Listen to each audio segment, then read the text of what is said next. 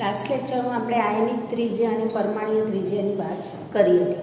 હવે પરમાણ્વીય ત્રિજ્યા હોય એમાં શું હોય કે આવર્તમાં ડાબીથી જમણી તરફ જઈએ તો પરમાણ્વીય ત્રિજ્યામાં ઘટાડો જોવા મળે છે. જ્યારે સમૂહમાં ઉપરથી નીચે તરફ જઈએ તો પરમાણ્વીય ત્રિજ્યા છે એમાં વધારો જોવા મળે છે. કારણ કે સમૂહમાં શું થાય છે કે એક આખી કક્ષા ઉમેરાતી હોય છે, એટલે કક્ષા ઉમેરાવાને કારણે પરમાણ્વીય કદ છે એમાં વધારો થાય છે અને પરમાણ્વીય ત્રિજ્યામાં વધારો જોવા મળતો હોય છે. જ્યારે આવર્તમાં શું થાય કે નવી કક્ષા ઉમેરાતી નથી, ઉમેરાતો ઇલેક્ટ્રોન છે એ જે તે કક્ષામાં જ ઉમેરાતો હોય છે, એટલા માટે એમાં કદમાં વધારો થતો નથી અને પરમાણ્વીય ત્રિજ્યામાં પણ ઘટાડો જોવા મળે છે. આયનિક ત્રિજ્યા છે એ જ્યારે પરમાણુ ઇલેક્ટ્રોન ગુમાવે અથવા તો ઇલેક્ટ્રોન મેળવે ત્યારે એની જે ત્રિજ્યા હોય એને આપણે શું કહીએ છીએ? આયનિક ત્રિજ્યા. હવે આયનિક ત્રિજ્યામાં ધન આયનનું જે કદ છે એ એના જનક પરમાણુ કરતાં નાનું હોય છે, જ્યારે ઋણ આયનનું કદ છે એ એના જનક પરમાણુ કરતાં મોટું હોય છે. હવે એના પછીનો આગળનો ટોપિક આપણો છે આયનીકરણ એન્થાલ્પી.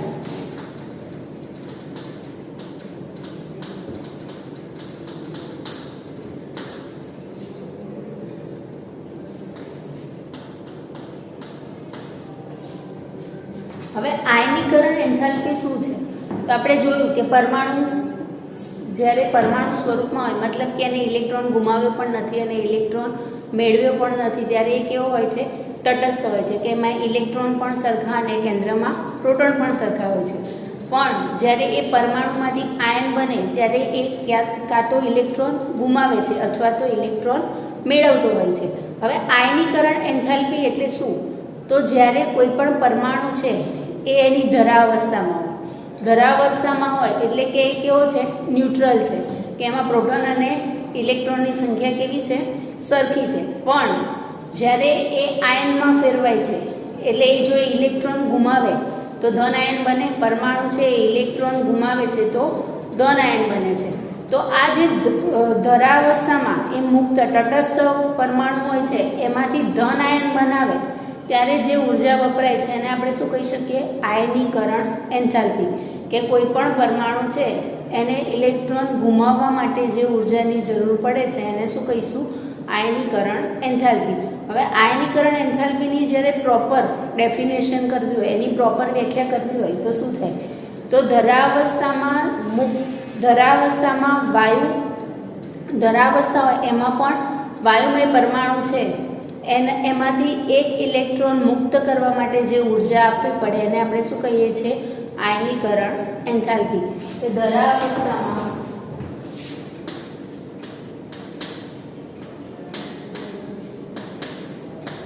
મુક્ત વાયુમય પરમાણુમાંથી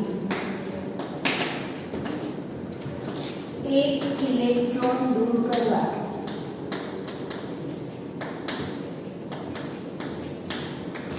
આપવી પડતી ઉર્જાને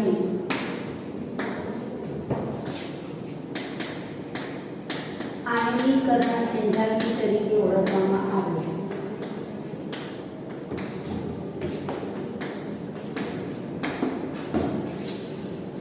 એટલે સપોઝ કોઈ પરમાણુ X છે એમાંથી જ્યારે ઇલેક્ટ્રોન ગુમાવે ત્યારે X પ્લસ બને અને ઇલેક્ટ્રોન એમાંથી શું થાય છે?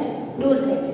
મતલબ કે આ પરમાણુ છે એ તટસ્થ પરમાણુ હતો, કે એમાં તટસ્થ પરમાણુમાં પ્રોટોન અને ઇલેક્ટ્રોનની સંખ્યા સરખી હતી, પણ એમાંથી એક ઇલેક્ટ્રોન દૂર થયો એટલે શું બને છે? X પ્લસ આયન બન્યું, ધન આયન બન્યું.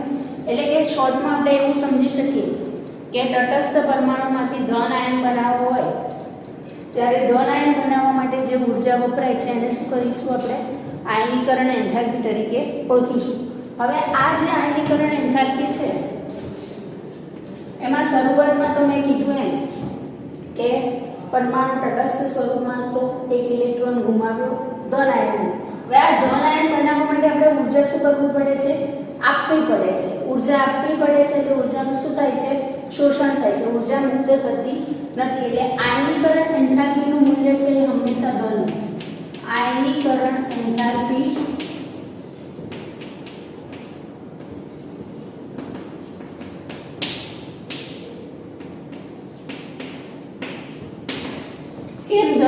આપણે બહારથી ઉર્જા આપીએ છીએ અને ઉર્જાનું શું થાય છે? શોષણ થાય છે. એટલા માટે આયનીકરણ એન્થાલ્પીનું મૂલ્ય હંમેશા ધન હોય છે. હવે જ્યારે એક ઇલેક્ટ્રોન ગુમાવે છે, તટસ્થ અવસ્થામાંથી એક ઇલેક્ટ્રોન ગુમાવે ત્યારે ધન આયન બને છે અને જે એક ઇલેક્ટ્રોન ગુમાવવા માટે આપણે ઉર્જા આપીશું એને શું કહીશું? પ્રથમ આયનીકરણ એન્થાલ્પી. આયનીકરણ એન્થાલ્પીને ડેલ્ટા એચ વડે આપણે દર્શાવીએ છીએ. પણ એક ઇલેક્ટ્રોન ગુમાવવા માટે delta H I means ionisation enthalpy. એક ઇલેક્ટ્રોન ગુમાવવા માટે એટલે કે પ્રથમ આયનીકરણ એન્થાલ્પી છે એના કરતાં દ્વિતીય આયનીકરણ એન્થાલ્પી છે, બીજો ઇલેક્ટ્રોન ગુમાવવા માટે જે ઉર્જા વપરાય છે એ કેવી હશે? વધારે. કેમ વધારે હશે? તો અહીંયા જ્યારે ઇલેક્ટ્રોન મુક્ત થાય છે ત્યારે જે પરમાણુ છે એ તટસ્થ છે, એ એટલા જ પ્રોટોન છે અને સામે એટલા જ ઇલેક્ટ્રોન છે.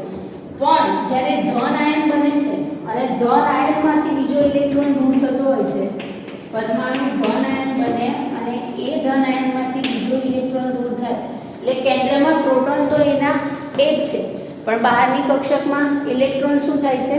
ઓછા થયેલા હોય છે. એટલે ઇલેક્ટ્રોનનું કેન્દ્ર તરફનું આકર્ષણ બળ છે એ વધી જાય છે, કારણ કે વધારે પ્રોટોન છે એ ઇલેક્ટ્રોનને પોતાની તરફ ખેંચી રાખતા હોય છે. એટલે જ્યારે દ્વિતીય આયનીકરણ એન્થાલ્પી આવશે ત્યારે શું થશે?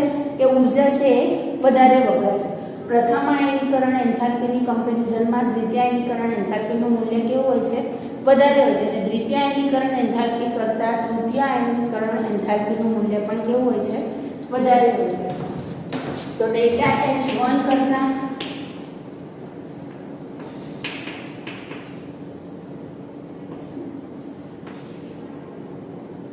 ડેલ્ટા HI2 વધારે હશે, એના કરતાં 3 વધારે હશે. ક્રમશઃ આયનીકરણ એન્થાલ્પીમાં શું થાય છે? વધારો થાય છે. કેમ વધારો થાય છે? ક્લિયર? કે કેન્દ્રમાં પ્રોટોનની સંખ્યા વધારે છે અને બહારની કક્ષકમાં ઇલેક્ટ્રોનમાં શું થાય છે? ઘટાડો થાય છે. એટલે પ્રોટોન જે છે ઇલેક્ટ્રોનને પોતાની તરફ ખેંચી રાખશે. અને આપણે તો આગળ કીધું કે ઇલેક્ટ્રોન દૂર કરવા માટે જે ઉર્જા આપવી પડે છે એને શું કહીએ છીએ? આયનીકરણ એન્થાલ્પી. એટલા માટે પ્રાથમિક કરતાં દ્વિતીયક આયનીકરણ એન્થાલ્પીનું મૂલ્ય વધારે અને દ્વિતીયક આયનીકરણ એન્થાલ્પી કરતાં તૃતીયક આયનીકરણ એન્થાલ્પીનું મૂલ્ય વધારે હોય છે. આટલું ક્લિયર કે આયનીકરણ એન્થાલ્પી કોને કહીશું? તો મુક્ત વાયુમય પરમાણુમાંથી ઇલેક્ટ્રોન દૂર કરવા માટે આપવી પડતી ઉર્જાને શું કહીએ છીએ આપણે? આયનીકરણ એન્થાલ્પી. અને આયનીકરણ એન્થાલ્પીનું મૂલ્ય હંમેશા ધન હોય છે. કેમ ધન હોય? તો ઇલેક્ટ્રોન દૂર કરવા માટે ઉર્જા બહારથી આપવી પડે છે, ઉર્જા મુક્ત થતી નથી. બહારથી ઉર્જા આપીએ છીએ એટલે ઉર્જાનું શું થાય છે? શોષણ થાય છે. એટલા માટે આયનીકરણ એન્થાલ્પીનું મૂલ્ય હંમેશા ધન હોય છે. પ્રાથમિક આયનીકરણ એન્થાલ્પી કરતાં દ્વિતીયક આયનીકરણ એન્થાલ્પીનું મૂલ્ય વધારે અને દ્વિતીયક કરતાં તૃતીયક આયનીકરણ એન્થાલ્પીનું મૂલ્ય વધારે હોય છે. હવે સમૂહમાં અને આવર્તમાં આયનીકરણ એન્થાલ્પીનું મૂલ્ય કેવું છે? જનરલી સમૂહમાં તો કેવું છે કે આયનીકરણ એન્થાલ્પી છે એમાં કોઈ અનિયમિતતા જોવા મળતી નથી, કે સમૂહમાં ઉપરથી નીચેની તરફ જઈએ છીએ એમ આયનીકરણ એન્થાલ્પીમાં ઘટાડો જોવા મળતો હોય છે. પણ આવર્તમાં ડાબીથી જમણી તરફ જઈએ એમ આયનીકરણ એન્થાલ્પીમાં વધારો થતો હોય છે, પણ એમાં પણ શું છે? અનિયમિતતા જોવા મળતી હોય છે. તો આપણે આગળ જોઈએ કે આવર્તમાં આયનીકરણ એન્થાલ્પીનું વલણ.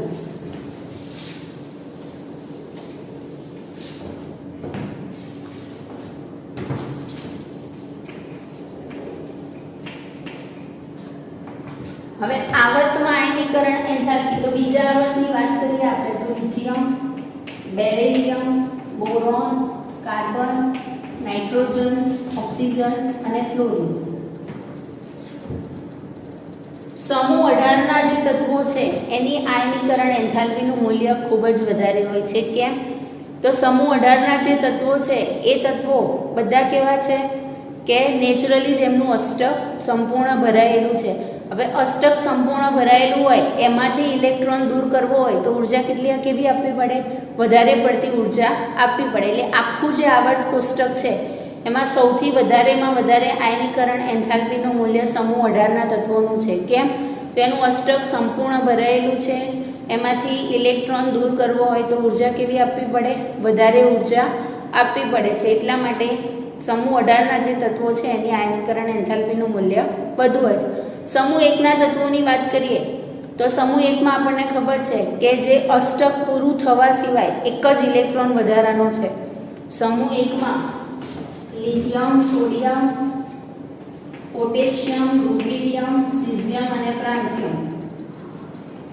તો અહીંયા શું છે કે એક જ ઇલેક્ટ્રોન રચના આપણે જોઈએ તો અહીંયા શું આવશે 2s1 3s1, અહીંયા helium complete 2s1, neon complete 3s1, argon complete 4s1, krypton complete 5s1, xenon complete 6s1 અને રેડોન કમ્પ્લીટ 7s1. તો અહીંયા શું થાય છે સમૂહ 1ના જે તત્વો છે એમાં 18મા સમૂહ જે નોબલ ગેસ છે એના કરતાં એક જ ઇલેક્ટ્રોન વધારે છે. તો એક જ ઇલેક્ટ્રોન વધારે છે એ તો આપણે ઇઝીલી દૂર કરી શકીએ. એના માટે ઉર્જા કેવી આપવી પડે? ઓછી ઉર્જાની જરૂર પડે. કે સમૂહ 1ના તત્વોની આયનીકરણ એન્થાલ્પીનું મૂલ્ય ઓછું અને સમૂહ 18ના જે તત્વો છે એની આયનીકરણ એન્થાલ્પીનું મૂલ્ય વધારે છે.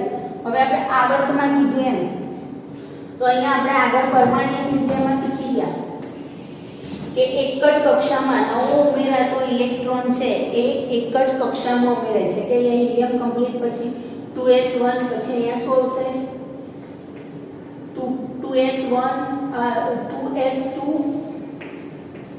અહીંયા 2s2 2p1 2s2 2p2 2s2 2p3 2s2 2p4 અને 2s2 2p5.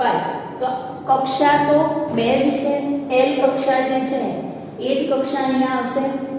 તો અહીંયા શું થાય કે ઇલેક્ટ્રોન છે એનું કેન્દ્ર તરફનું આકર્ષણ બળ છે એ કેવું છે? વધારે છે. એટલે કે પ્રોટોન એ ઇલેક્ટ્રોનને પોતાની તરફ વધારે આકર્ષણ બળથી ખેંચી રાખેલો છે.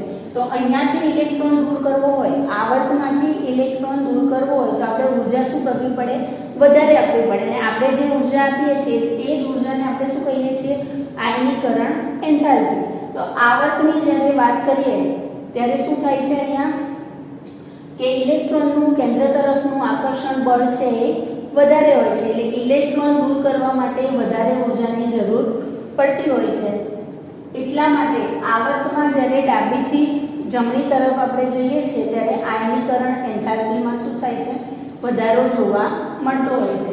કે લિથિયમની આયનીકરણ એન્થાલ્પી છે એના કરતાં બેરિલિયમની વધારે, બેરિલિયમ કરતાં બોરોનની ઓછી છે. પણ એ અપવાદ છે, એ અનિયમિતતા છે, એ આપણે આગળ જોઈએ છે. પણ જનરલી જ્યારે આવર્તની વાત કરતા હોઈએ ત્યારે આવર્તમાં ડાબીથી જમણી તરફ જઈએ ત્યારે આયનીકરણ એન્થાલ્પીમાં હંમેશા શું જોવા મળે છે?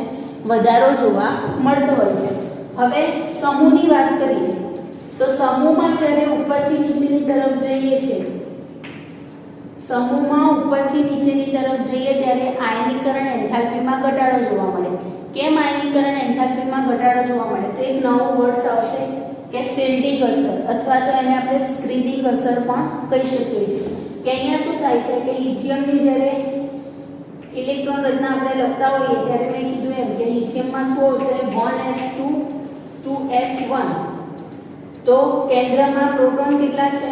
3 પ્રોટોન છે અને બહારની કક્ષકમાં પણ 3 ઇલેક્ટ્રોન છે. સોડિયમની વાત કરીશું ત્યારે એક કક્ષામાં શું થયો? આખો વધારો થયો છે. તો જે બાહ્યતમ કક્ષાના જે ઇલેક્ટ્રોન છે, બહારની કક્ષકના ઇલેક્ટ્રોન છે એની વચ્ચે અંદર એક આખી કક્ષા આવી ગઈ, એક આખો પડદો આવી ગયો એવું આપણે કહી શકીએ. કે એ પડદો છે એ શું કરશે? બહારની કક્ષકના જે ઇલેક્ટ્રોન છે એનું કેન્દ્ર તરફનું જે આકર્ષણ બળ છે એમાં શું કરે છે? ઘટાડો કરતું હોય છે. કે ધારો કે સોડિયમ, અહીંયા સોડિયમની બહારની કક્ષકમાં એક ઇલેક્ટ્રોન છે, એના પહેલા નિયોન સુધીની ઇલેક્ટ્રોન રચના હશે સોડિયમમાં. તો જે 10 ઇલેક્ટ્રોન છે એમાં વચ્ચે આખી એક કક્ષા આવી ગઈ. કઈ કક્ષા આવી? આ કક્ષા છે આપણે એને K કહીશું, આને L કહીશું, આને M કહીશું. તો વચ્ચેની એ કક્ષા છે આખી એ આ જે m કક્ષામાં જે ઇલેક્ટ્રોન છે એના માટે પડદાનું કામ કરે છે, એટલે કે આ બહારની કક્ષકમાં જે ઇલેક્ટ્રોન છે એનું કેન્દ્ર તરફનું આકર્ષણ બળ છે એમાં શું કરે છે, ઘટાડો કરે છે. અને આ જે અસર ઊભી થાય છે એને આપણે શું કહી શકીએ છીએ, શિલ્ડિંગ અસર અથવા તો સ્ક્રીનિંગ અસર તરીકે ઓળખી શકીએ છીએ.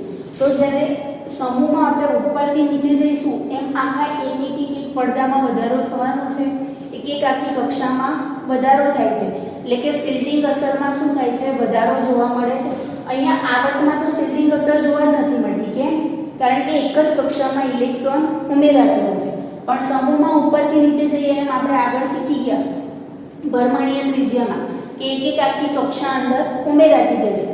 જેમ જેમ કક્ષાઓ ઉમેરાતી હશે એમ બહારની કક્ષકના ઇલેક્ટ્રોનનું કેન્દ્ર તરફનું આકર્ષણ બળ શું થાય છે, ઘટે. તો જેટલી કક્ષાઓ વધે છે એટલી શિલ્ડિંગ અસર શું થાય છે, વધે છે. શિલ્ડિંગ અસર વધે છે એટલે આયનીકરણ એન્થાલ્પીમાં શું જોવા મળે છે, ઘટાડો જોવા મળતો હોય છે. કેમ?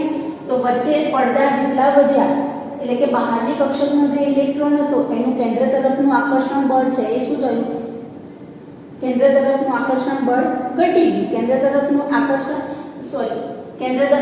આકર્ષણ બળ છે એ ઘટે છે એટલે આયનીકરણ એન્થાલ્પી છે એ શું થાય છે, ઘટે છે. ધારો કે આપણે અહીંયા જોઈએ તો આ કેન્દ્ર છે, અહીંયા ઇલેક્ટ્રોન અહીંયા છે, તો આ ઇલેક્ટ્રોન કેન્દ્ર તરફ વધારે ખેંચાયેલો હોય. પણ બીજી વાત કરીએ તો અહીંયા વચ્ચે બધા ઇલેક્ટ્રોન છે અને આ કક્ષામાં ઇલેક્ટ્રોન હોય તો આ ઇલેક્ટ્રોનનું કેન્દ્ર તરફનું આકર્ષણ બળ કેવું હોય, આની કમ્પેરિઝનમાં તો વધારે જ હોય. બહારની કક્ષકમાં જે ઇલેક્ટ્રોન છે એના કરતાં વચ્ચે જે ઇલેક્ટ્રોન છે એનું કેન્દ્ર તરફનું આકર્ષણ બળ કેવું છે, વધારે છે. અને આ જે ઇલેક્ટ્રોન છે એનું કેન્દ્ર તરફનું આકર્ષણ બળ કેવું થાય છે, ઓછું થાય છે. કેમ? તો અહીંયા આખો એક વચ્ચે શું આવી ગયું છે, પડદો આવી ગયો છે એટલે આનું આકર્ષણ બળ છે એ શું થયું, ઘટ્યું છે. આકર્ષણ બળ ઘટ્યું છે તો આ ઇલેક્ટ્રોન આપણે ઇઝીલી દૂર કરી શકીએ. આ જે ઇલેક્ટ્રોન છે એ સરળતાથી દૂર થતો હોય છે. હવે ઇલેક્ટ્રોન દૂર કરવા માટે આપણે જે ઊર્જા આપીએ છીએ એને શું કહીએ છીએ, આયનીકરણ એન્થાલ્પી. તો સમૂહમાં જેમ જેમ ઉપરથી નીચે જઈશું તેમ શિલ્ડિંગ અસરમાં શું થાય છે, વધારો જોવા મળતો હોય છે. શિલ્ડિંગ અસર વધે છે એટલે આયનીકરણ એન્થાલ્પી શું થાય છે, ઘટે છે. કેમ? શિલ્ડિંગ અસર વધે છે એટલે બહારની કક્ષાનું જે ઇલેક્ટ્રોન છે એ ઇલેક્ટ્રોનનું કેન્દ્ર તરફનું આકર્ષણ બળ છે એ પણ ઘટે છે. અને કેન્દ્ર તરફનું આકર્ષણ બળ ઘટશે એટલે ઇલેક્ટ્રોન છે એ ઇઝીલી સરળતાથી દૂર થઈ શકતો હોય છે. અને ઇલેક્ટ્રોન દૂર કરવા માટે આપણે જે ઊર્જા આપી અને આપણે શું કીધું, આયનીકરણ એન્થાલ્પી. એટલે સમૂહમાં ઉપરથી નીચે તરફ જઈશું એમ આયનીકરણ એન્થાલ્પીમાં ઘટાડો જોવા મળે છે. અને આવર્તમાં ડાબીથી જમણી તરફ જઈએ છીએ એમ આયનીકરણ એન્થાલ્પીમાં વધારો જોવા મળે છે. ક્લિયર એટલું કે આયનીકરણ એન્થાલ્પીનું સમૂહ અને આવર્તમાં વલણ કેવું છે? તો આવર્તમાં ડાબીથી જમણી તરફ જતા આયનીકરણ એન્થાલ્પીમાં વધારો જોવા મળે છે. કેમ? ઇલેક્ટ્રોનનું કેન્દ્ર તરફનું આકર્ષણ બળ વધારે છે. ઇલેક્ટ્રોનનું કેન્દ્ર તરફનું આકર્ષણ બળ વધારે છે એટલે ઇલેક્ટ્રોન દૂર કરવા માટે વધારે ઊર્જા આપવી પડે છે. અને જે ઇલેક્ટ્રોન દૂર કરવા માટે આપણે જે ઊર્જા આપીએ છીએ એને તો આપણે આયનીકરણ એન્થાલ્પી કહીએ છીએ. જ્યારે સમૂહમાં ઉપરથી નીચેની તરફ જઈએ છીએ ત્યારે શું થાય છે કે શિલ્ડિંગ અસર વધે છે. શિલ્ડિંગ અસર વધે છે. શિલ્ડિંગ અસર એ જ સ્ક્રીનિંગ અસર. સ્ક્રીનિંગ અસરમાં વધારો થાય એટલે બહારની કક્ષાનો જે ઇલેક્ટ્રોન છે એનું કેન્દ્ર તરફનું આકર્ષણ બળ છે એ ઘટે છે. કેન્દ્ર તરફનું આકર્ષણ બળ ઘટશે એટલે ઇલેક્ટ્રોન સરળતાથી દૂર થશે. એટલે સમૂહમાં ઉપરથી નીચે જઈએ એમ કક્ષામાં વધારો થાય, શિલ્ડિંગ અસરમાં વધારો થાય. શિલ્ડિંગ અસરમાં વધારો થાય એટલે આયનીકરણ એન્થાલ્પીમાં ઘટાડો જોવા મળતો હોય છે. પણ મેં કીધું કે આવર્તમાં અપવાદ વધારે છે. સમૂહમાં તો જે અસર છે એ બધા જ આ જે પરમાણુ છે એના માટે કીધું એમ કે સમૂહમાં ઉપરથી નીચેની તરફ જઈએ એમ આયનીકરણ એન્થાલ્પીમાં ઘટાડો જોવા મળે છે. પણ આવર્તમાં ઘણા બધા અપવાદ છે. તો અપવાદની વાત કરીએ આપણે.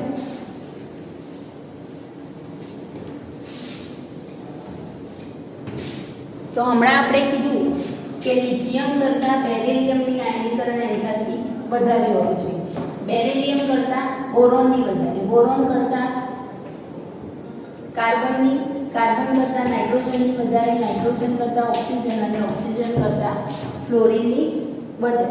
પણ અહીંયા અપવાદ આવો છે કે બોરોન, બેરિલિયમ અને બોરોનમાં એક અપવાદ છે અને નાઇટ્રોજન અને ઓક્સિજનમાં અપવાદ છે કે આપણે ઇલેક્ટ્રોન રચના લખીએ તો બેરિલિયમની ઇલેક્ટ્રોન રચના આવી છે 1s2 2s2, જ્યારે બોરોનની ઇલેક્ટ્રોન રચના છે 1s2 2s2 2p1.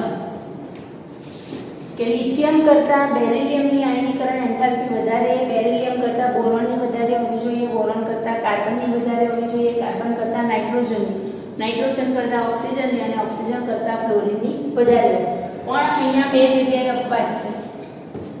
એમાં બેરિલિયમ, બોરોન, નાઇટ્રોજન અને ઓક્સિજનમાં કે બોરોન કરતાં બેરિલિયમની વધારે છે અને ઓક્સિજન કરતાં નાઇટ્રોજનની વધારે છે. પહેલા વાત કરીએ બેરિલિયમ અને બોરોનના અપવાદની કે બેરિલિયમની ઇલેક્ટ્રોન રચના પ્રમાણે આપણે જે ઇલેક્ટ્રોન દૂર કરવાનો છે એ 2s કક્ષકમાંથી દૂર થાય છે અને બોરોનમાં 2p કક્ષકમાંથી ઇલેક્ટ્રોન દૂર થતો હોય. હવે જનરલી s કક્ષકના જે ઇલેક્ટ્રોન છે એનું કેન્દ્ર તરફનું આકર્ષણ બળ વધારે હોય. કોની કમ્પેરિઝનમાં? p કક્ષકનું. p કક્ષકના જે ઇલેક્ટ્રોન છે એનું કેન્દ્ર તરફનું આકર્ષણ બળ p કક્ષકની કમ્પેરિઝનમાં વધારે અને d કક્ષકના ઇલેક્ટ્રોનનું કેન્દ્ર તરફનું આકર્ષણ બળ f કક્ષકની કમ્પેરિઝનમાં વધારે છે. હવે અહીંયા જે ઇલેક્ટ્રોન દૂર થાય છે એ s કક્ષકમાંથી દૂર થાય છે. s કક્ષકના ઇલેક્ટ્રોન છે એ કેન્દ્ર તરફ વધારે ખેંચાયેલા હશે, જ્યારે અહીંયા જે દૂર થતો ઇલેક્ટ્રોન છે એ p કક્ષકમાંથી જાય છે. s કક્ષકના ઇલેક્ટ્રોનનું કેન્દ્ર તરફનું આકર્ષણ બળ p કક્ષકની કમ્પેરિઝનમાં વધારે છે. એટલે અહીંયાથી ઇલેક્ટ્રોન દૂર કરવો હોય ત્યારે ઊર્જા આપણે શું કરવી પડે? વધારે આપવી પડે અને એ જે ઊર્જા આપીએ છીએ એને આપણે શું કહીએ છીએ? આયનીકરણ એન્થાલ્પી.